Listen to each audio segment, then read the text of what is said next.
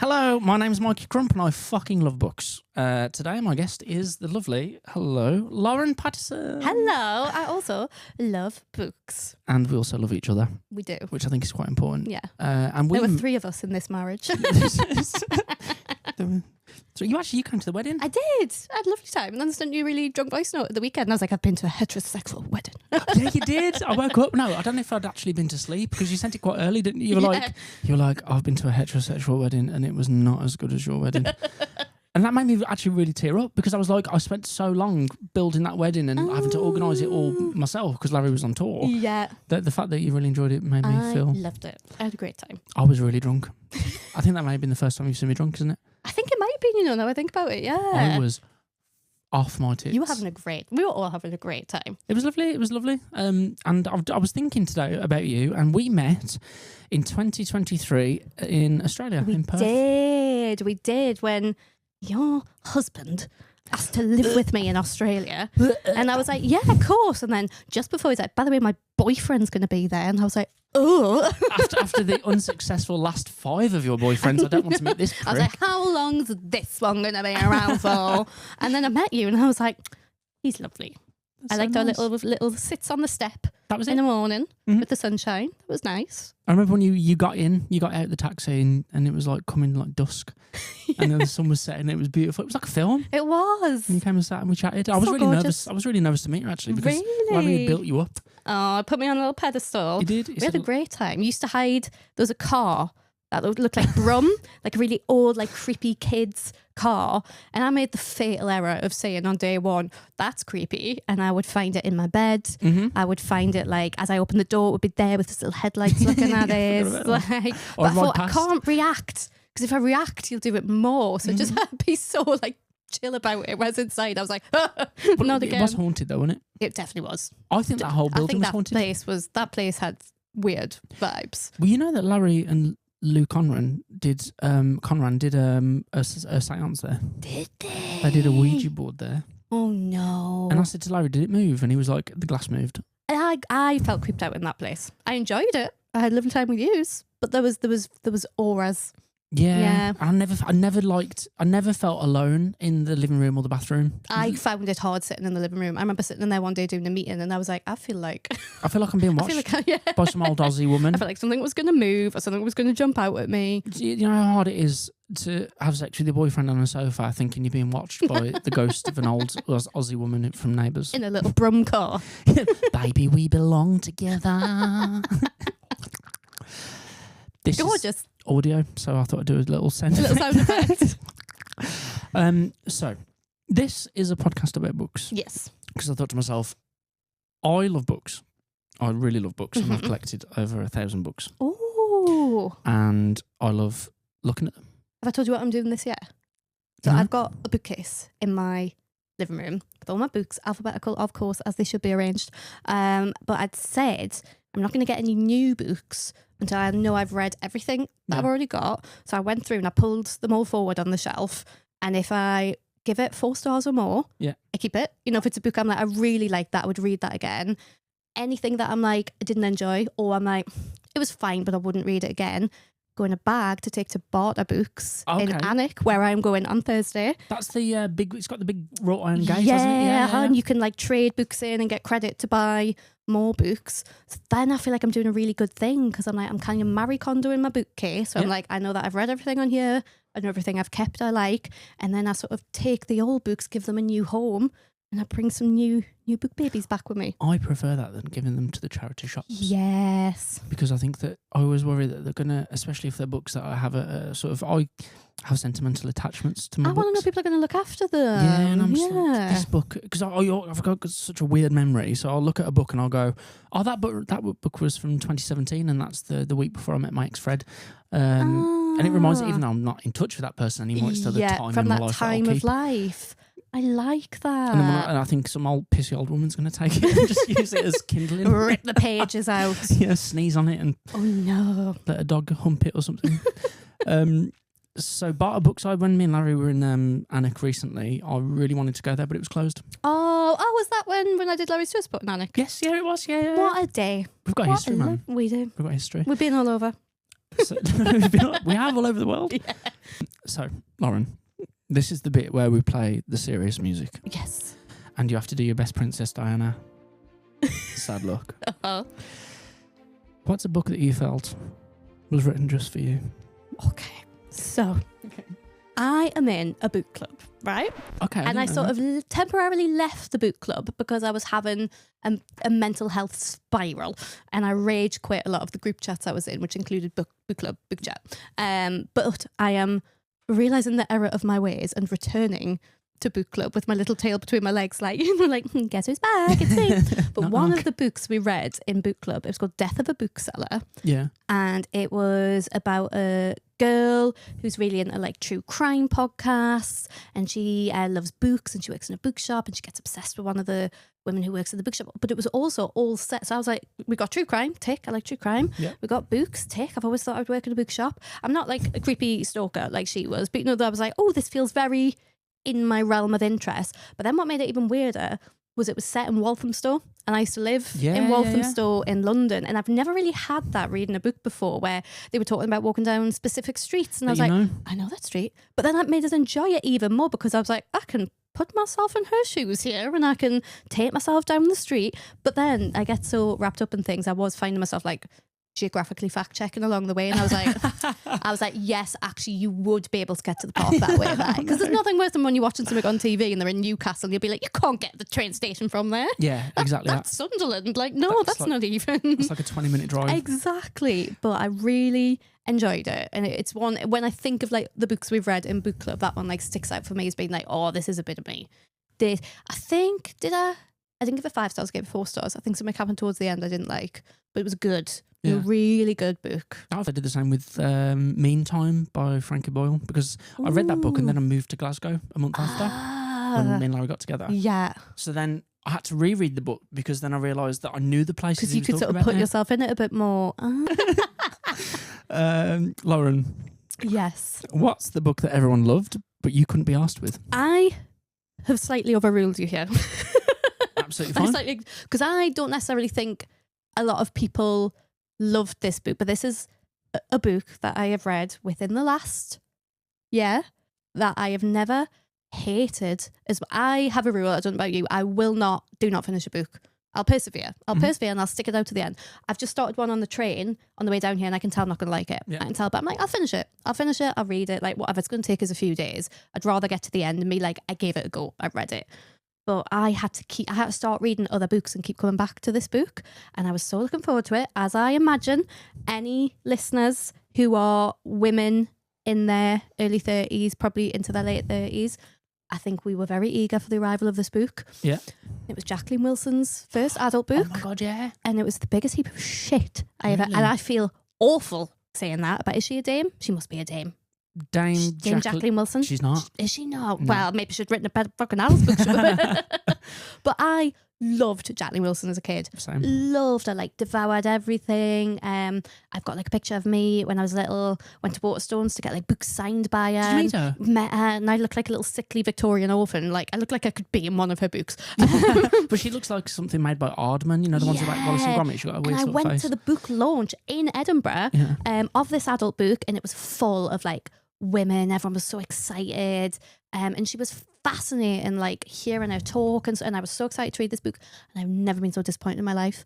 Never been so disappointed. I sold it. I got a signed copy and I sold it on Vinted for £3. Really? Why didn't I take it to Barter Books? I could have just took it to Barter Books. Why was it so bad? So I think, and I don't usually comment on TikTok. I've got a TikTok, not like for comedy, just for me. Yeah. But I commented on something you say about what you Jacqueline really Wilson because somebody was like, I don't get why people are so like annoyed about it. Like, it was written exactly the same as the kids' books. And I went, exactly that is, I went, but it wasn't Jacqueline Wilson releases another children's book. It was whole, and she's done another one now. One of her other books has been adultified. Yeah. It was the whole point of it was like, she is writing her first book for adults. But when I read it, I was like, it hasn't grown.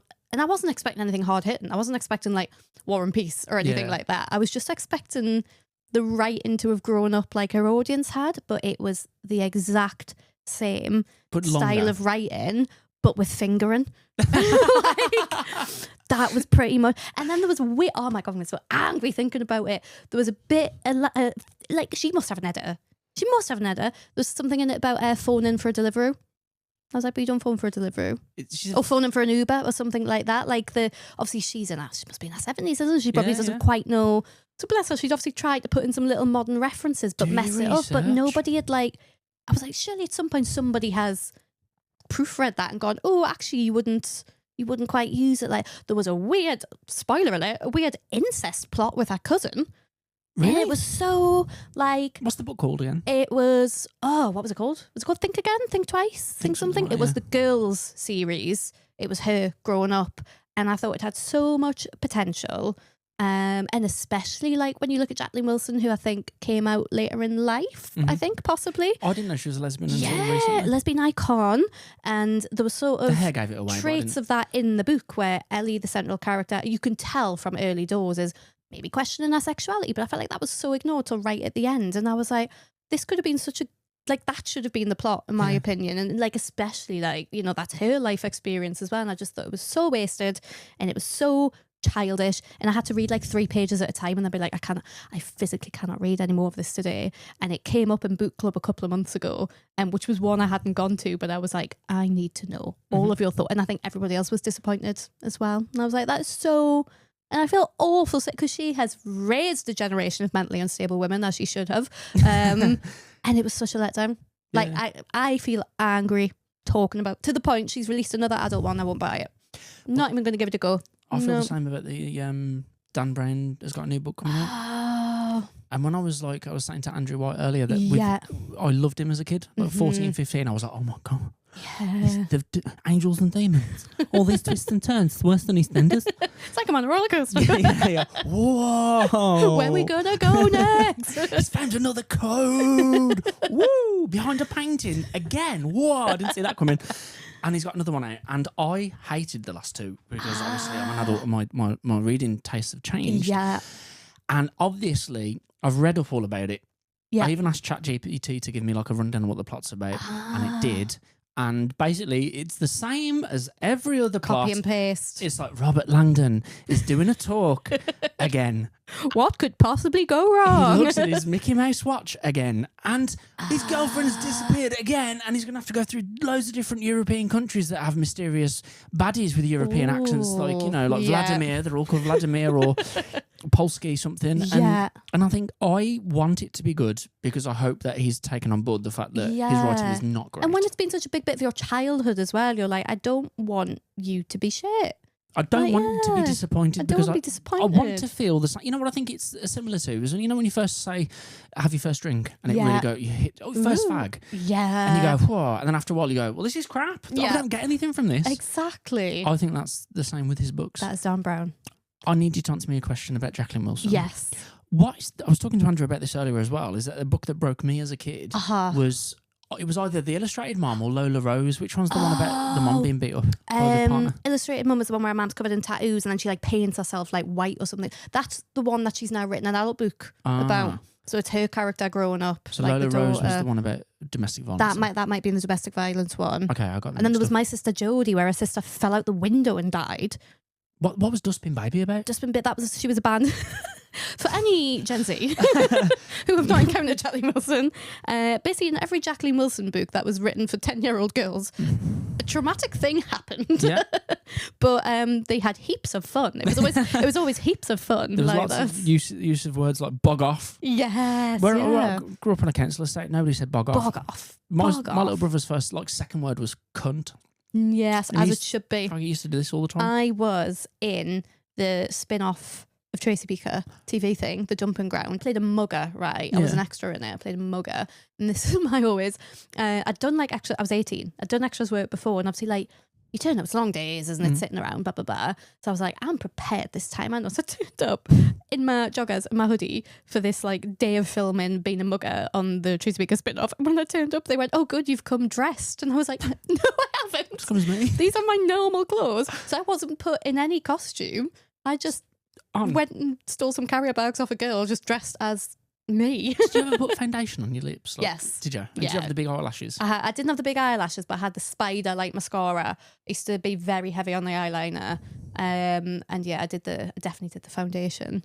Like, What about Playboy stuff? no, I was never quite that cool. And I remember when it was like when I was at school, it was the sort of thing when you turn 13, the really tacky like thing to get like a limo. Mm-hmm. Like I never did, but like Just to school. yeah, it's like just on the school run. A lot of the girls I went to school with would do it when they were like turned 13, and I remember like if she was one of like the slightly cooler girls or something, and she brought everybody bunny ears to wear, and they was like immediately confident. And no, at the time you don't really realise the connotations. Mm-hmm. Then I got older and I was like, yeah, of course the teachers took them off. It was just a load of 13-year-old girls going down the corridor with bunny ears on their way to get into a limo that was going to drive us to the Millennium Bridge, take a picture, and then we were all going to go home for 5 p.m. and have our fish fingers. Like, no way. Yeah, fish fingers and the Playboy bunny really go together. That's the title of my memoirs. Fingers crossed. Yeah. My sister had Playboy bunny bed sheets. Really? So I had to, just when she was like staying at her friends, I would sleep in that, because we shared a room. Yeah. So I would sleep in that bed, Ah. and I'd just be there with my books, Dan Brown, reading like And your Playboy bunny sheets. Deception Point. And like, I remember a friend came to stay and he was like, "Are these yours?" Because they had suspicions about me Yeah. being a bit Little zesty. surprise. So I would sleep, yeah, and they were really comfy, but they were just they were gross looking. They were black and pink. I was going to say it was all black and pink, wasn't it? Very. Ugh. What Gross. a time. What a time! What a time to Groovy grow up chick. in. Remember that? Groovy I was a chick? groovy chick girl. Groovy chick through and bring her back. Bring her back. Bring her back. What's she up to now? Where's her life story? I heard she's on heroin. I was going to say I think she'd be a coke girl. Really? I think she'd be the cokey girl. Wavy chick. 100%. 100%. You know what? I've asked you. Oh no, I haven't asked you this question. Which one? Right, great little segue there, Oh, yeah. Michael. I'm going to be chopping and cutting the shit to death. What's a book that broke you? Oh, easy. And I was just talking about this one the other day. Lovely Bones. Oh, Lovely Bones. Like, it's one of those, we were saying, there's no way to, you know how sometimes if you know there's a sad film, you're like, oh, or a sad film or a sad book, you'll be like, oh, well, I'll watch the film first, then I'll read the book. Yeah. Or, oh, I'll read the book first. And then there's no way. The film is heartbreaking. The book is heartbreaking. Like, there is no easy way to do either way. You are going to be broken. And another one is the One Day. Because I watched One Day before I'd read the book, and then I went and read the book, and I thought, well, now I've seen what happens. did you mean the film or did you watch the series? The series. Yeah. I watched the series. I'd never seen the film. So when I watched the, what was his name? What's he called? Oh.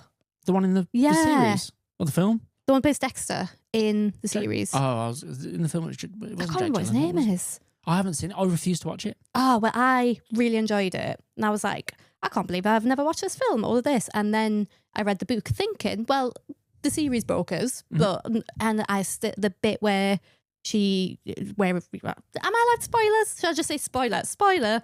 I'll put a caption underneath that says Spoiler. Yeah, the bit where she's like run over.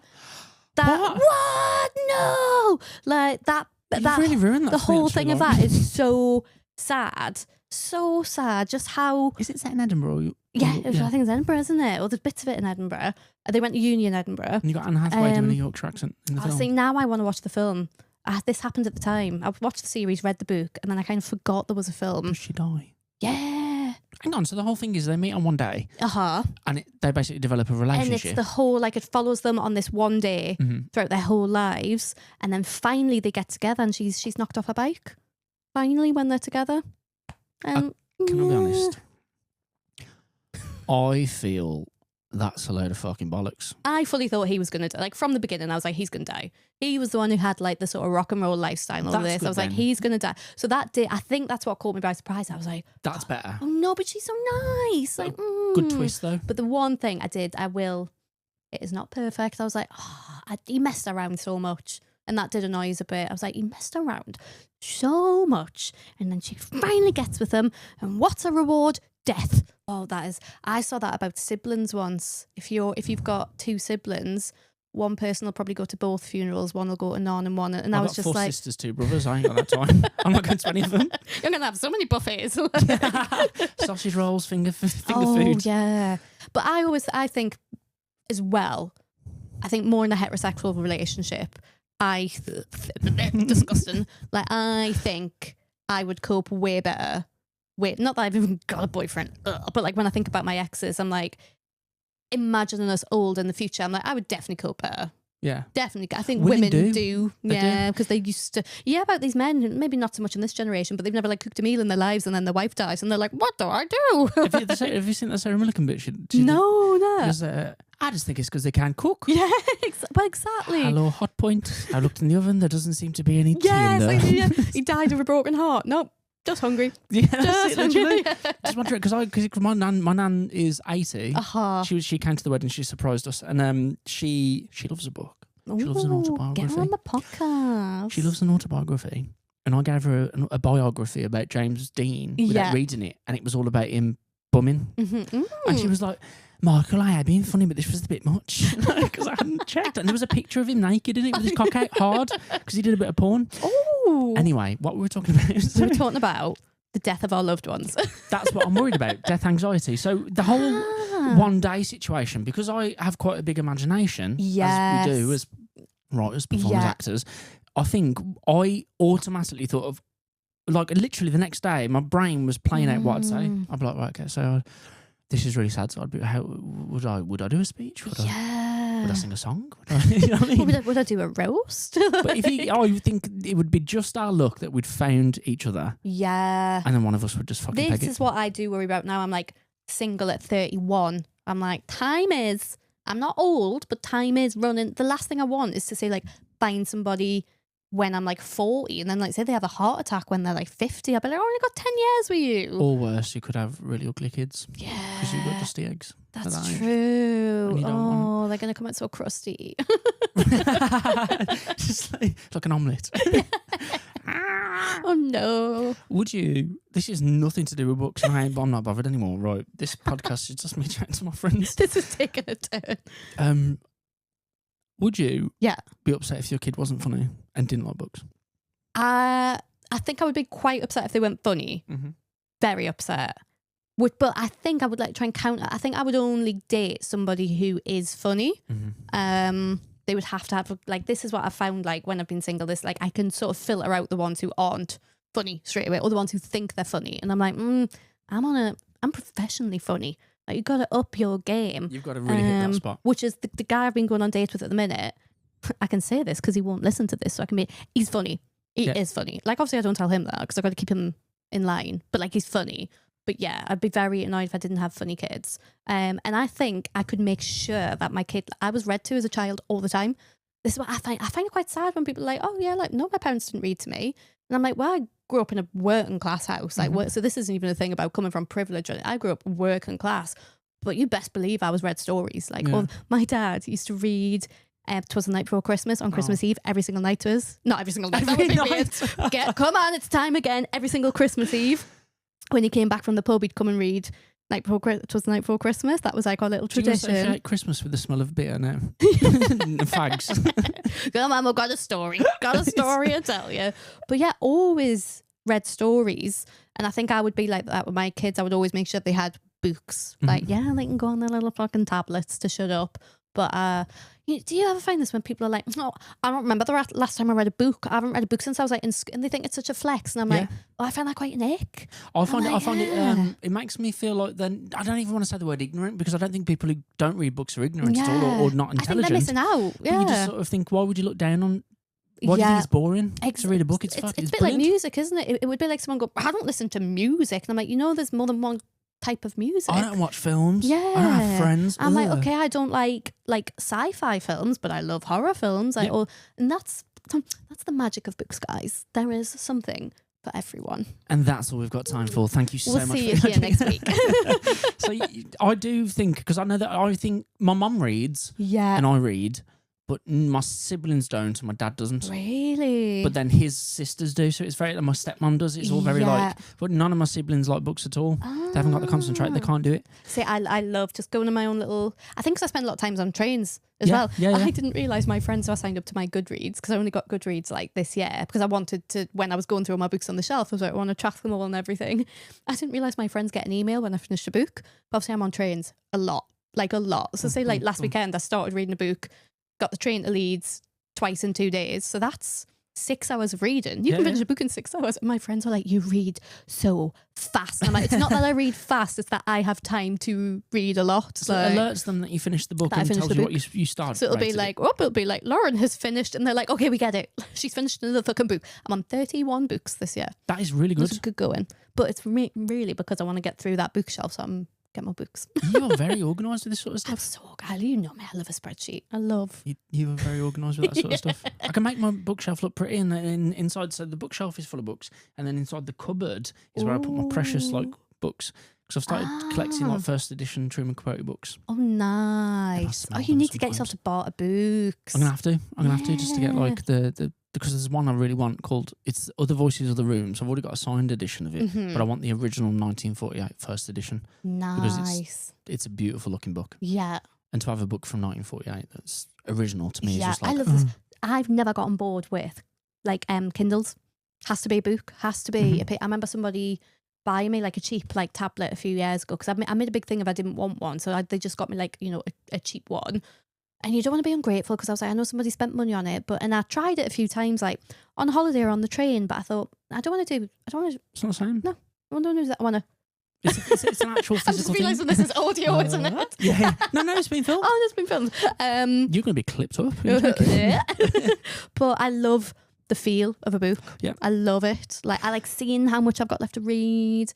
I get really upset at creasing the spine. Yeah, I get quite. And dog earring. I hate it unless it's already messed up. Or when you drop it in the bath a little bit and you're like, oh, I'm so sorry. Or drop T-rings, the cup rings on it. Or if you've got something on your hands and I'm like, I'm so sorry, I spoiled you. Do you turn the page to mark it or do you use a bookmark? Bookmark, yeah. An actual bookmark? I've got an actual bookmark with a little doggy on it. Oh. Yeah, it's lovely. But do you have it?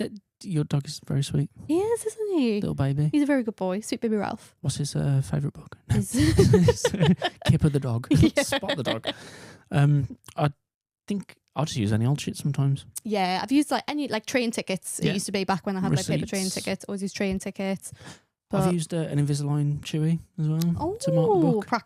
Practical, so I can go. I am very superstitious about bookmarks. Because whenever I've used an official bookmark, I've never finished the book. Really? And I've got another rule that if I'm not into it by page 50, I'm not going to read it.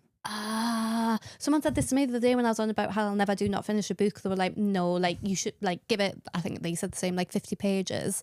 And I was like, I think it's just the little like thing in my brain of going, no, but then I'll know I didn't read it all. Yeah. And what if it got better on page 51?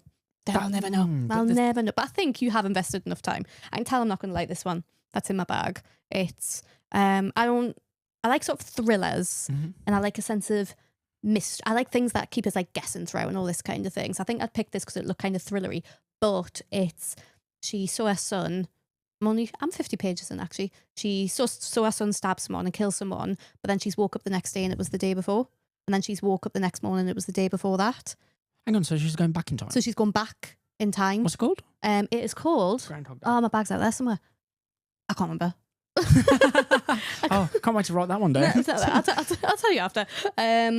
But yeah, I'm intrigued by the thriller element of it, but the whole groundhog time loopy thing is almost a little bit too sci-fi for me. So I'm a little bit like, I wasn't reading it as fast. I would normally get through 100 pages on a train to Edinburgh. And I got through 50 because I kept going, I'll put it down for a couple of minutes. I'll put it down for a couple of minutes.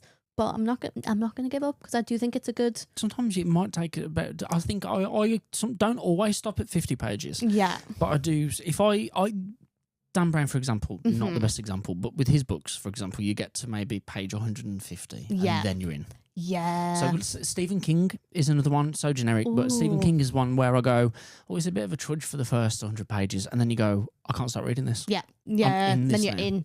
This was me with Jacqueline Wilson. I was like, maybe it's got to get better. It's got to get better. I think that's just you trying to keep Cling on hope to for my the young childhood. girl that you once were. I know. I think there was a book actually I read recently that is a bit weird called It Lasts Forever and Then It's Over. Oh. And it's about a lady who's a zombie, but she's still conscious. Oh. And the world has sort of has ended, but then Yeah. there's still actual humans around. But she's That still does sound good. she doesn't really remember her partner, but she still loves her partner, and she goes around searching. Oh. And it took me that book is only about 200 pages long, and Yeah. it took me 100 pages to understand what it was, because in the blurb it doesn't say she's a zombie, her arms are falling off.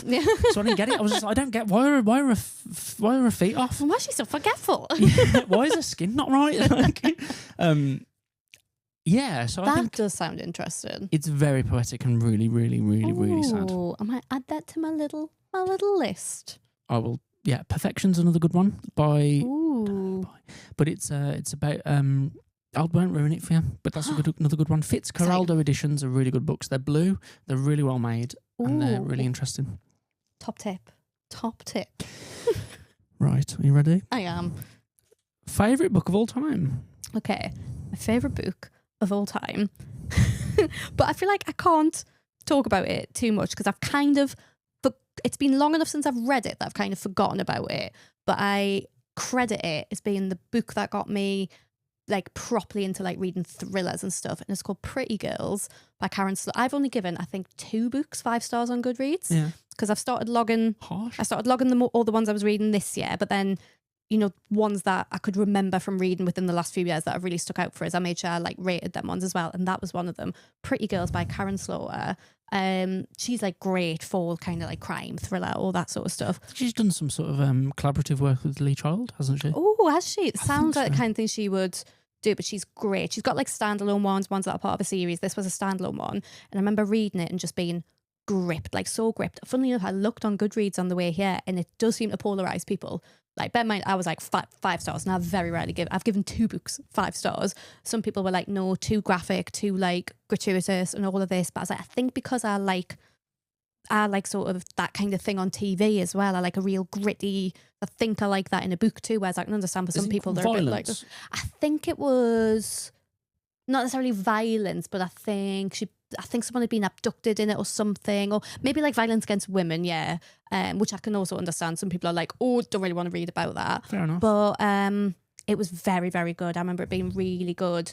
And that got me then into reading Karen Slaughter. And then I remember my first agent saw that I was like reading that kind of book, and she recommended Harlan Coben. And I got banging. So it was my first agent who got me into Harlan Coben. And then, you know, when you sort of go on little frog leaps from, and my bookshelf is like predominantly thrillers, but I'm like, I like what I like. I know what I like. But Karen Slaughter was like the first. And I remember like, this is when I lived in London, so I didn't even have a bookshelf. And I had a little pile of Karen Slaughter books that I'd got from like the charity shop or like from wherever. And she was the first author as an adult that I think I then started like collecting books from her. But Pretty Girls by Karen. And you know what? I was like, maybe I like need to refresh my memory of the plot so I can talk about it properly. And then I was like, no, because I'm going to reread it.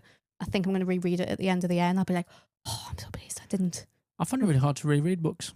I think this is because I last read this when I lived in London, so we're talking like 6 or 7 years ago, so I think enough of it's filtered out of my brain, but I'm very excited to read it. And I know when I read it, it'll all come back with, and I'll be like, I remember what happens here.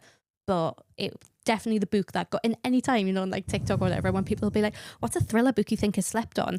I'll look in the comments to see if anyone said it, and there'll always be somebody. And then the comments underneath that will be like, oh my God, I've never met anyone else who's read this book. And I'm like, yeah. I love a thriller though. I think anything with a twist really, really gets me. Yeah, I like to keep guessing. I like to use my brain.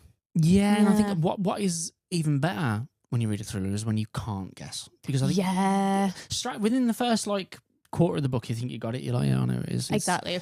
It's that creepy man who lives next door. Yeah. And he always ends up being the one who saves her. He's always the one who ends up being the good guy who's misunderstood. There's another one, which I probably read about the same time as this. And she's called Claire McIntosh is the author. And it was either called, these are both her books, but I can't remember which one. I think it was I Let You Go. I can't remember if somebody recommended it to us off the back of me saying that, like Karen Slaughter or whatever, or if I just went on a natural little, you know, when you start getting recommended more books. But that was one that sticks out in my head. And again, she's someone who now, anytime I see a new book by her, I'll buy it. Where I didn't really know where it was going, but I was enjoying it. And then there was the twist, and I was like, oh, you know, you like put the book down, and you're like, well. But did you read Gone Girl? Yes. And Girl on the Train, you read those? Yes, read those ones. Weirdly, was it Gone Girl? I hated the film. Really? That was one where like I read the book first, then I watched the film, and I was like, nah. See, I haven't read the book. Have you not? I read the Girl on the Train, but I didn't read Gone Girl book because I thought, don't know if I've seen Girl on the Train film. I must have done. Apparently it's not good. Is it not? I think so. Maybe I haven't seen it. I've definitely read the book. I read the book first, so that one. But yeah. I'm trying to think now of all the books. I love a twist. Mm-hmm.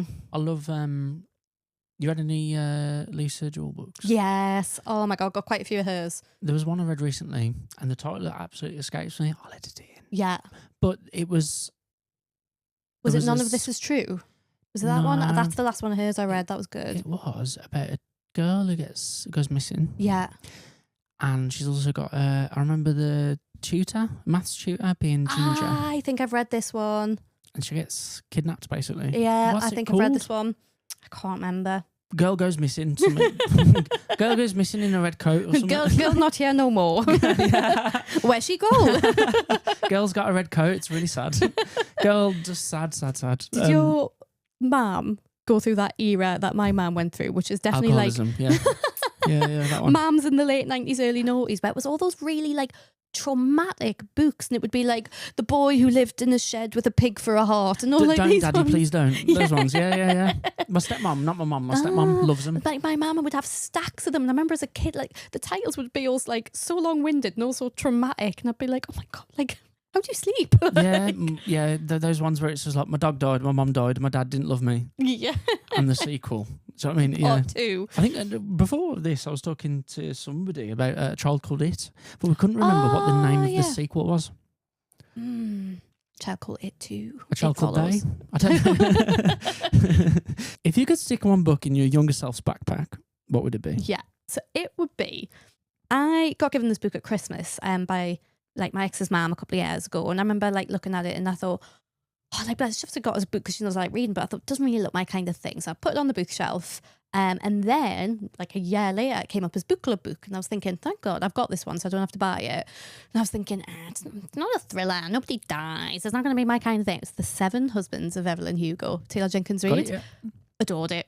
I remember reading the first couple of pages and I was like, ugh, love and husbands, Hollywood and romance and like going through time. I thought this on paper is my nightmare of a book, and I couldn't put it down. I felt like when you're a kid and you're like, your eyes are hurting, but you're like, no, I need to get to the end of this chapter. I absolutely adored it. I really, really loved it. I think I would put that in my bag, or just to be like, here is something different, and you're going to enjoy it, and it's good to like read things out that you maybe think aren't going to be in your comfort zone. Or Ghosts by Dolly Alderton. That was the first book I read this year, and again I wasn't sure if it was going to be my kind of thing, because I like a thriller, I like a mystery, I like a crime, and this was quite like sort of romancy, not like super, but it was quite romancy, I suppose. But it was, her writing's brilliant. It's so genuine as well. I don't know if you have this, but like when I'll read a book that's trying to be funny, I'm just like, oh, it's so cringy. Yeah. But the humour was so, and I think I wrote that in my Goodreads review. I was like, the humour was so genuine. Like I found myself reading it and laughing. And I was like, no, that is how people would talk, and that real is dialogue, really very, very funny. And real sort of like accurate like portrayals of like, there's a bit in it, spoiler, where she gets ghosted by someone. That's what it's about. And it's like the most accurate, like even as you're reading it, you know, the dates are going really well and he's like telling her how much he likes her, and you can, as a woman, you can just feel it in the pit of your stomach. I'm like, oh no. And then sure enough, feel it in it. I just read it and I thought, yeah, that's just such an accurate portrayal. And it's one of the first books I've read in ages where I had feelings as I was reading it, and I was like, oh, this is, so I would put that in my little bag as well and be like, this is to prepare yourself for the future. Well, that's so sweet. That's sad though. That's really sad. This is what's going to be like to be in your 20s and 30s. You probably aren't going to have it figured out, but that's fine. Loads of people don't. And here's 7 Husbands of Evelyn Hugo. Get yourself 7 husbands. Yeah, and don't date Ket on that night out. Would you like to play a game? Yes. Sniff my book. Okay, so this is where you have to close your eyes. Okay. And you get a book to smell. And you can Ooh. describe the scent. So Oh, that could be lovely. damp attic in Kent, Yes. church pews and cigarette smoke, or divorced woman in a turtleneck in 1963. Amazing. And then you get to guess the decade or the era. So it could be a 1940s first edition. It could be a 1990s misery memoir, or it could be Mein Kampf. Lovely. I then reveal the year and we have a laugh. There's no point to this game other than the fact that I love sniffing books. Okay. Are you ready? I'm ready. Close your eyes, don't look. Okay.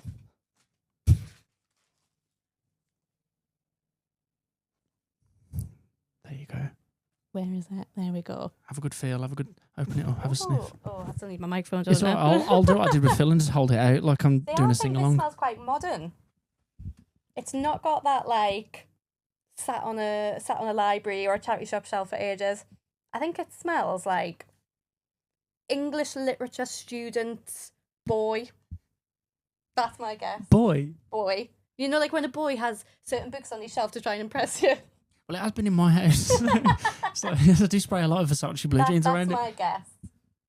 I don't want to put my house. Open it up first and you have a proper... There we go. Oh, well, modern.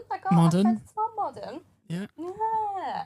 I thought it was going to be some feminist literature. Well, no, because I thought it was either that or Catch-22.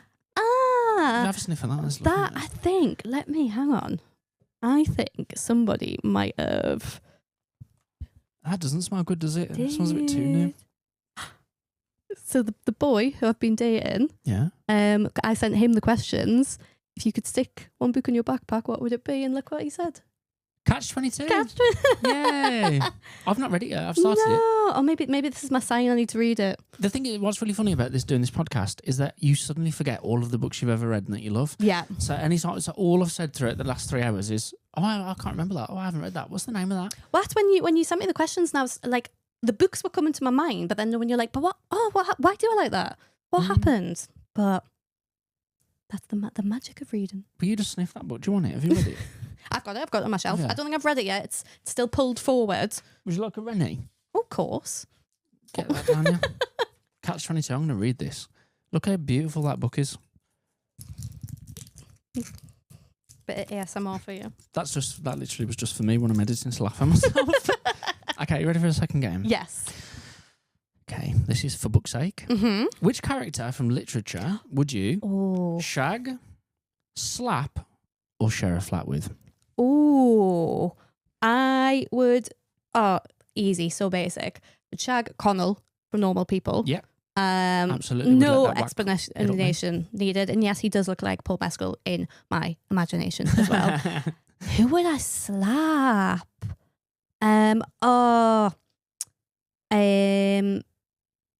Miranda Priestley in The Devil Wears Prada. Because I remember reading that book when I was... I think I'd seen the film when I was younger, and then I read the book on holiday. It was, like sometimes when you go on holiday and people leave books, and I was like, just watch that and just... she's such a... I know, it kind of comes full circle and stuff, but no, I would slap her. I would absolutely slap her. Cruel character. Who would I share a flat with? That is a good one. I can't think. Oh, actually, I read... Is it Bella Mackey, How to Kill Your Family? That's Greg James's wife, right? That was really good.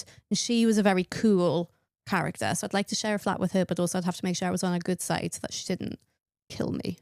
So in the book, she's a murderer? I'm sure she is. I read that when I was in Australia a couple of years ago. I'm sure she's trying to It's a pink book, isn't it? Yeah, it's pink. Yeah. I definitely read it. I think I gave it 4 stars on Goodreads. Yeah. Well, I read it with the Mitchie. So I'm not going to read it. Oh. And also I'm jealous because I really fancy Greg James. Yeah. He's kind of hot, and then Greg Handsome James. man. I do feel like he's got the body of he looks like a big bag full of custard, but he's got a beautiful aura. Yeah. Agree. Oh, I think he'd smell a bit weird. Oh, I think it smells nice. Do you think? I think he's got nice smell vibes. I don't think he does. I think he doesn't wash his hair. He's too busy in a studio playing with stuff. Playing with buttons. Shouting down the microphone like he does. Okay. Have I got any more questions for you? We've asked everything. Oh, good. Lauren, this has been really fun. I've had fun. This has been so nice. A book recommendation for the next guest. Oh. I would say 7 Husbands of Evelyn Hugo. Seven Husbands of Evelyn Hugo. Yeah, great book. And it was a hardback, and I normally don't like hardbacks because I get scared they're going to crease and get damaged. I looked after that book so good. Do you want to know what yours was? What your recommendation from Andrew White was? A book called The Sluts. Yeah. And he didn't know that you were the next guest. So, whoa. It's meant to be. Synchronicity. Great. Talking of sluts, once the microphone's off, we can talk about what happened in Perth. This has been Book Plug. I'm Mikey Crump and I bloody love books. And today my guest was Lauren Pattison. Bye. Goodbye. Should we wave awkwardly like we're on Art Attack with Neil Bukkake or whatever his name was? We're waving. Goodbye.